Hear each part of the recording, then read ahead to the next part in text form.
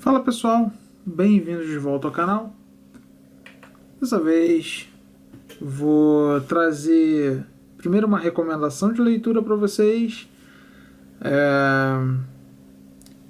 que eu tive o prazer de ter acesso a essa leitura, que é o livro do Juan Dirks, que é o Puma, a Pequena Atrevida e Sua Grande História. É um livro que foi feito pelo Juan, se eu não me engano, depois de um período aí de praticamente 2 anos de pesquisa. O cara foi atrás das fontes mais confiáveis, né, de dentro do universo do Puma, né? Então, familiares das pessoas que trabalhavam lá, dos sócios originais, né? Do Milton Masteguin, né? Do Luizão, do Rino Malzone, né? Então, do Jorge Lettre e por aí vai. Então, ele conseguiu relatos, se não das pessoas que trabalharam lá, dos familiares dessas pessoas. E eu pude perceber, com a leitura desse livro, que muito daquilo que eu penso sobre Puma e defendo sobre esses carros, de fato fazia sentido. Porque a gente tem um problema no Brasil, que é o seguinte: a gente tem um viralatismo desgraçado, infeliz, que quando não nos torna depreciadores do que é nosso, nos torna fanáticos do que é nosso. E eventualmente a gente precisa de pessoas como o Juan, que trabalharam na indústria automobilística, né, mas que não são brasileiros. O Juan não é brasileiro, né, acredito que ele seja naturalizado, mas ele não é brasileiro, para ter uma visão mais pé no chão do que é um carro como o Puma e do que é a indústria automobilística brasileira daquele período. Tá? Várias coisas foram desconstruídas na minha cabeça ao ler o livro, e dentre elas está, primeiro, o benefício que a Puma supostamente teria tido do governo militar. Eu não posso afirmar que não teve, mas eu posso afirmar que não foi por causa desses benefícios que a Puma conseguiu ter sucesso até 1979. Da mesma forma, existe um pensamento simplista que eu também tinha, de que a Puma teria sido extremamente prejudicada pela abertura das importações. E na verdade não, porque quando a Puma foi criada lá atrás, era permitida a importação de carros, né? A Puma, ela, entre aspas, teria sido beneficiada muito lá na frente no governo militar, né? E na verdade a Puma já tinha uma fila de espera para a produção de carro que, assim, a garantiria pelo menos até o final da década de 70. Então não foi isso que matou a Puma, né?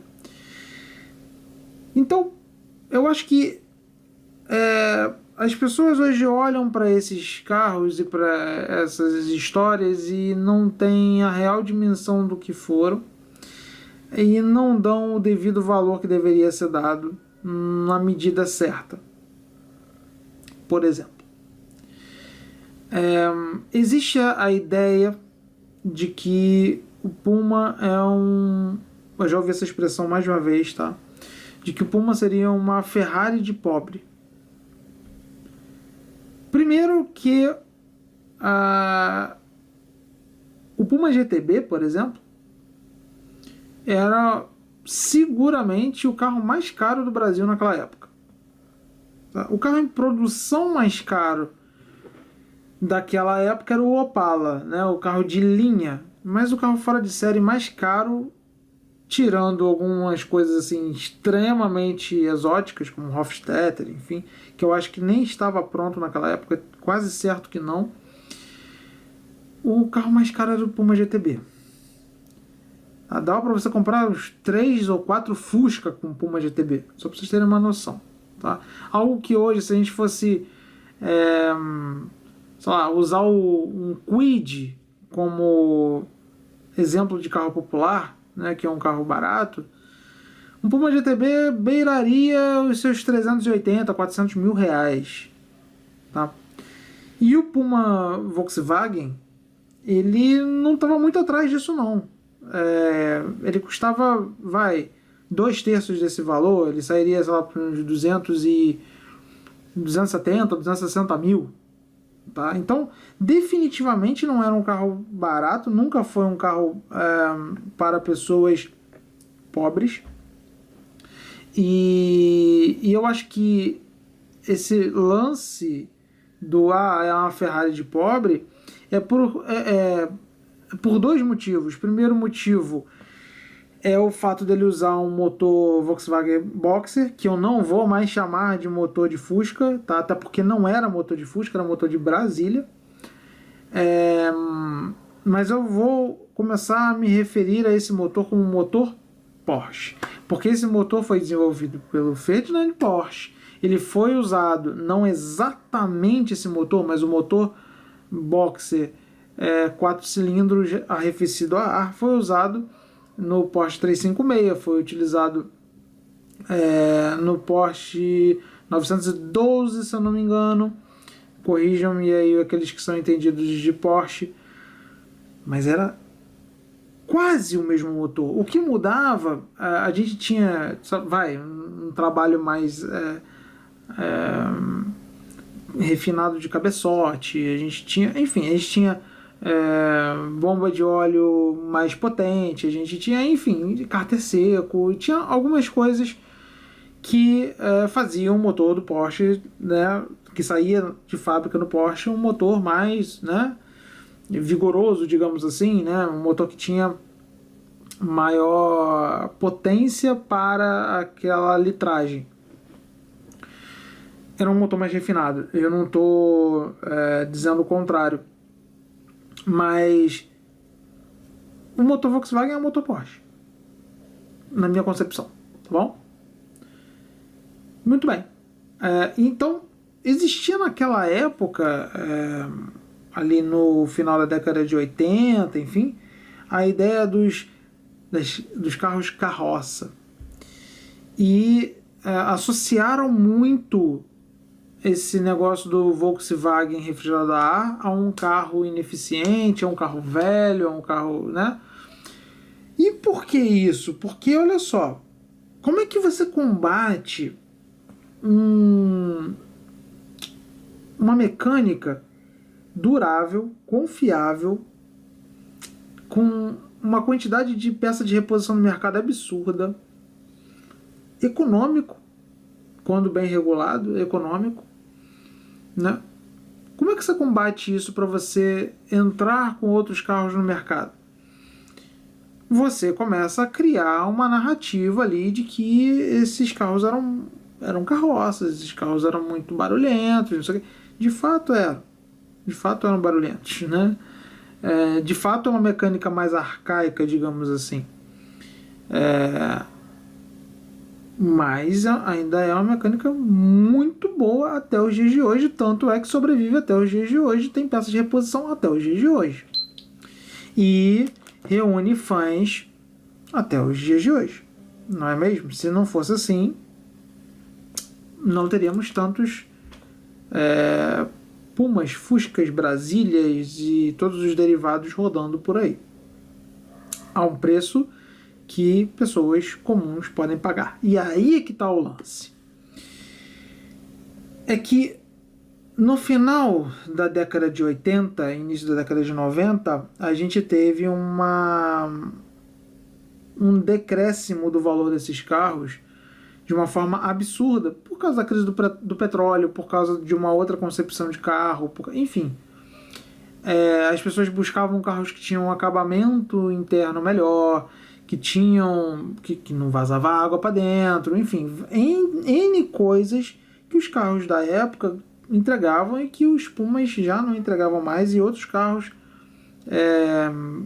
que estavam ali mais ou menos no mesmo patamar também não entregavam. E aí, assim, você tinha Pumas muito baratos, Dodges muito baratos, né?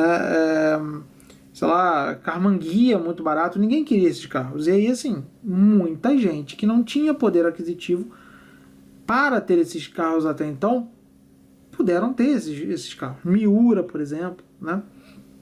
Então, esses carros que eram destinados a uma elite começaram a ser vendidos a preço de banana para pessoas que não tinham condição de mantê-los, e isso foi uma desgraça absurda. Em poucos casos, raros casos, esses carros foram parar na mão de apaixonados por esses carros, que cuidaram muito bem desses carros e que foram muito importantes para a preservação de várias unidades desses carros. Mas em grande aspecto, esses carros foram cair na mão de pessoas que não entendiam a história, não entendiam o valor, não entendiam o peso que isso tinha para a história do automobilismo brasileiro, e simplesmente modificaram esses carros a seu bel prazer, sem nenhum tipo de critério, tá? E isso fez com que muitos desses carros fossem arruinados, literalmente arruinados ao longo desse tempo. E aí a gente chega na expressão Ferrari de pobre. Porque, ao contrário do que a gente tem, por exemplo, na Itália, porque na Itália, não sei se vocês sabem, mas assim, quando você compra uma Ferrari, vamos dizer que você comprou uma Ferrari que estava abandonada num celeiro, tá bom? Você comprou uma Ferrari barata, abandonada num celeiro. Você não pode simplesmente ir lá e botar o que você quiser na Ferrari, modificar a Ferrari a seu bel prazer. Se a Ferrari ficar sabendo disso, você pode ser processado, tá? Então, existe um certo respeito pela marca. Existe um certo respeito pela história daquela unidade, daquele carro, daquele modelo. Existe um respeito, uma coisa que no Brasil não se tem. Por exemplo, não é todo mundo que sabe que o Puma foi um dos carros que participou de um concurso, acho que promovido pela Quatro Rodas, dos melhores foras de série do Brasil. E nesse concurso estava Nuccio Bertone, tá? Nuccio Bertone, que era o cara que estava tocando o estúdio Bertone, que, assim, eles fizeram algumas coisas interessantes, como a Lamborghini Diablo, como alguns modelos da Alfa, alguns modelos da Fiat, enfim. E eles eram, e são até hoje, muito respeitados pelo trabalho de design que eles fazem. E quem ganhou esse concurso foi o Puma. Concurso esse que foi vencido pela Puma e que fez com que um Puma fosse levado daqui para a Europa, para que Jorge Letri fosse visitar o estúdio Bertone lá na Itália e, de quebra, fizesse uma viagem de Portugal até o Círculo Polar Ártico. E o Puma se tornou o primeiro carro brasileiro, né, o primeiro carro de fabricação brasileira a chegar no Polo Norte. Então, note que a gente tem Isso é uma das histórias, tá? Eu tô dizendo, é um carro que foi aprovado pelo Nuccio Bertone, do ponto de vista de design, e que foi muito elogiado na época por pilotos, inclusive pilotos de Fórmula 1, que vieram aqui testar esses carros, né? Então, não é Ferrari de pobre, cara. Você chegar e reduzir um carro desse, primeiro que sim, o Puma tem elementos de Ferrari, e sim, o Puma tem elementos de Lamborghini, e tem elementos de Porsche, ele tem elementos. E quais carros que não tem elementos? Ninguém vira, por exemplo, e vê sei lá, esse carro agora que lançaram da Fiat, o que é Fastback, sei lá qual é o nome, não sei o que Fastback. Ninguém vira e fala que ele é sei lá, um Mustang de pobre. Pelo fato dele ter a traseira no estilo berlineta, que inclusive o Puma tem também. Mas isso é uma outra coisa. Então criam-se algumas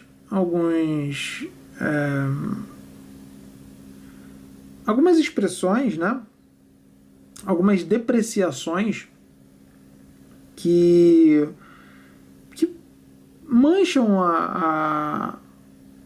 o que o carro é, enfim.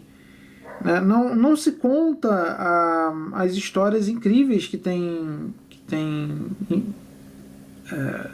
envolvimento com esse carro e que estão no livro do Juan.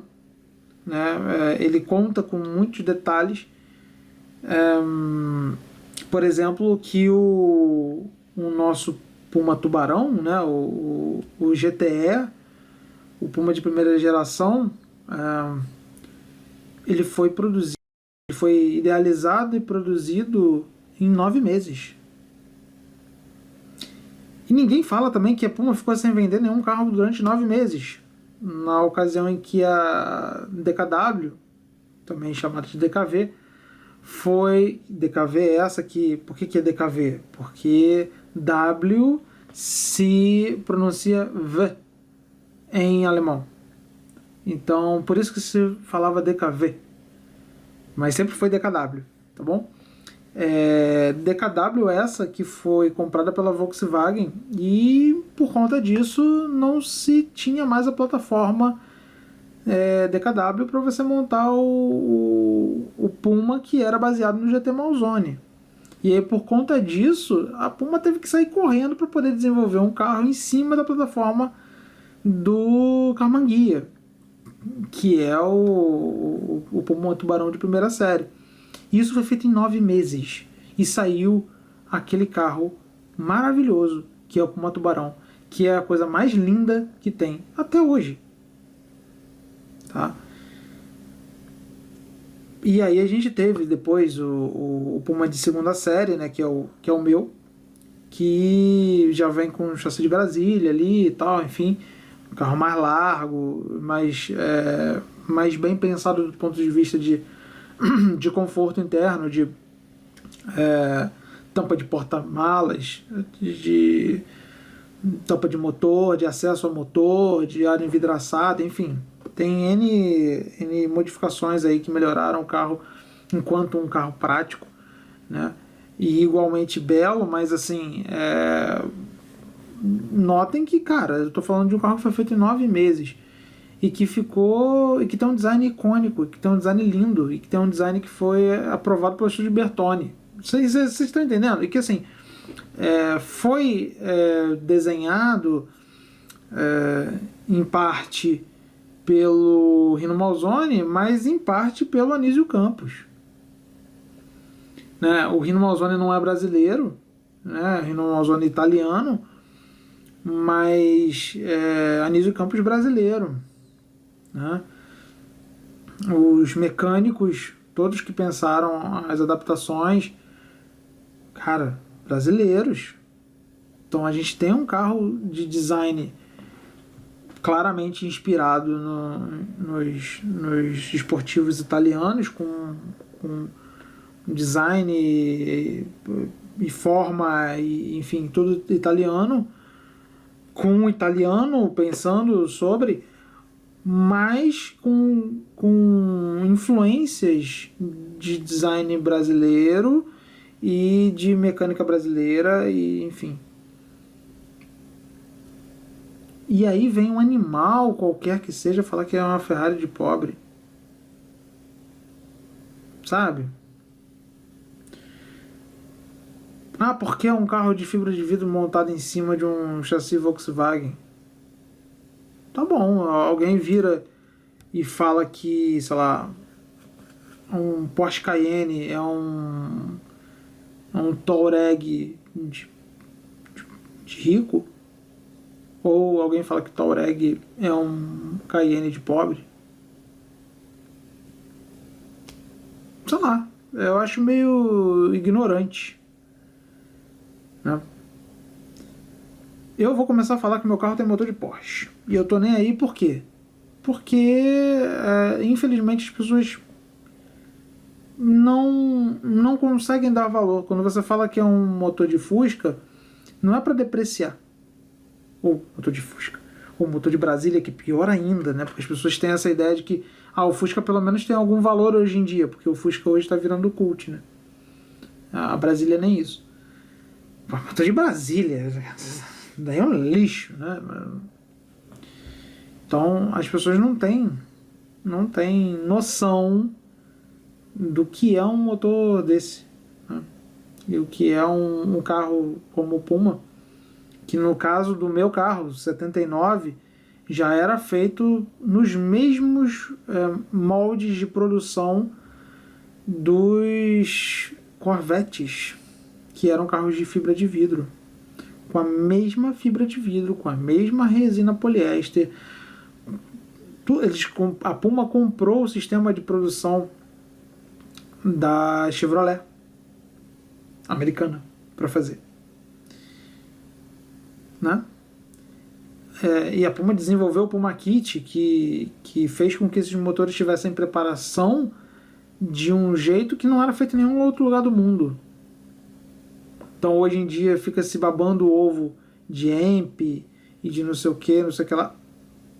Puma Kit, década de 70, Brasil, feito em casa, in house, digamos assim, né? E não se dá valor a isso. Fica se babando o ovo de gringo e não se dá valor ao que a gente tem hoje. Esse carro pode ser igualado a uma Ferrari ou uma Lamborghini? Olha, eu posso dizer para vocês o seguinte: vendo hoje vídeos de Ferraris lá fora, as Ferraris da década de 60 tinham um acabamento ligeiramente superior aos nossos Pumas do início da década de 70. Depois, Puma segunda série, ele teve um corte de gastos muito grande em termos de acabamento, principalmente de instrumentação, enfim, algo que eu vou corrigir no meu carro. Mas em termos de qualidade construtiva, não. Em termos de qualidade construtiva, excelente. Então, podemos igualar? Eu diria que pega um país como a Itália da década de 60 e pega um país como o Brasil da década de 70, eu diria que são equivalentes em termos de dificuldade de produção para a época, tá? Em termos de acabamento, enfim, a Ferrari é superior, afinal é uma Ferrari, né? Afinal custava muito mais do que um Puma. Mas em termos de importância histórica, eu diria que se a gente fosse menos vira-lata e se a gente fosse menos baba-ovo de gringo, a gente daria mais valor do que a gente dá a esses carros hoje em dia, tá? E é isso. Fica a recomendação de uma leitura obrigatória deste livro do Juan.